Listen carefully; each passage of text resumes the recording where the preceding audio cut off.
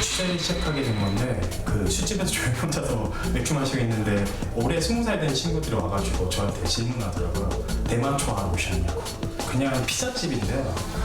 루프탑으로 되어 있는 바에 가서 그냥 맥주 마시고 있는데 거기 이제 대마초를 오죽하 태우는 거를 봤었죠. 그냥 바에서 메뉴판이 따로 있어요. 마약 쉐이크부터 시작해서 대마초, 해피벌룬 이런 거 이제 저 판매를 하고 있었죠. 저희 한국인들이 많았거든요.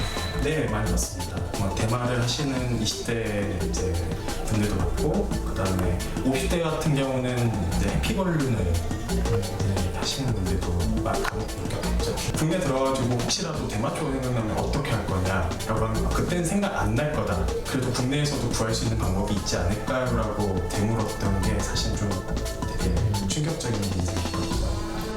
아, 이게 심각하네요. 아, 접근성이 너무 쉬운 것 같아요. 그리고 인식 자체도 너무 가벼워요. 네네. 어떻게 보셨습니까? 지금 저도 영상을 봤는데요. 저희들은 실제로 마약 사범들이 이렇게 근거되는 과정이 저희 수사기관에 이렇게 제보에서 많이 근거가 됩니다. 좀 전같이 외국에 나가서 본인이 이렇게 남은 모를 것이다 하고 이렇게 투약을 했지만은 자기랑 같이 동행했던 사람이라든지 주변에서 목격했던 사람이 귀국 후에 저희 수사기관에 제보를 하면요. 저희들이 현장에 나가서 그 소변이라든지 모발 검사를 통해서 마약 투약 사실을 근거하게 됩니다. 네. 근데 일반인들이 착각을 하고 있는 게요. 우리나라에서 마약을 투약을 하면은 처벌을 받는다는 것은 당연히 알고 있는데 그렇죠. 네. 해외에 나가가지고 마약을 투약을 하면은 처벌을 받지 않는 것으로 착각하고 있는 사람들이 많아요.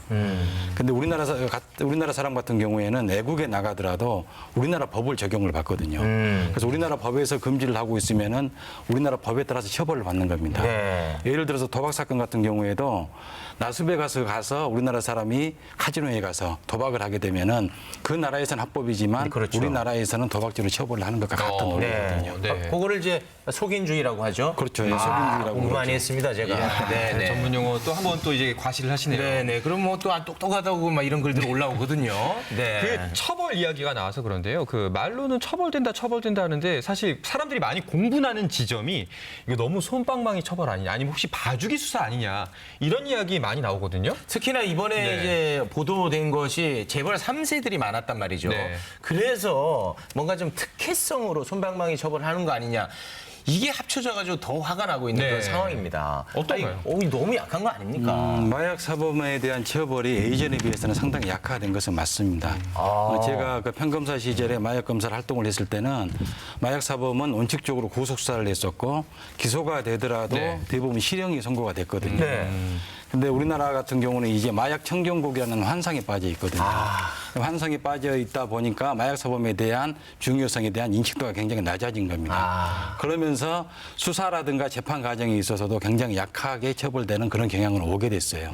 오히려 거꾸로 가고 있네요. 거꾸로 가고 있는 거죠. 좀, 예. 경찰 쪽에서는 또 투약 사범하고 주로 이번같이 판매라든지 주로 밀반입 사범에 대해서는요 전량적인 저는 그 구속 수사를 원칙으로 해서 네. 검찰에다 이게 구속영장을 신청하고 있는 상황입니다. 네. 이번 같은 경우는 지금 밀반입인데 조금 이렇게 구속영장 신청한 부분에 대해서는 저희들도 좀 일선 수사관들도 조금 의아해하는 부분이 있습니다. 네. 우리 대장님이 5시간 반 동안 여기까지 오신 데는 다 이유가 있거든요. 그렇죠. 이 마약이 얼마큼 위험한 건지를 꼭 알려주고 싶다. 끝으로 그 부분에 대해서 좀 짚어주시죠. 예, 제가 최근에 근거한 마약 사범이 이런 말을 했습니다. 나도 이제 내가 손상돼서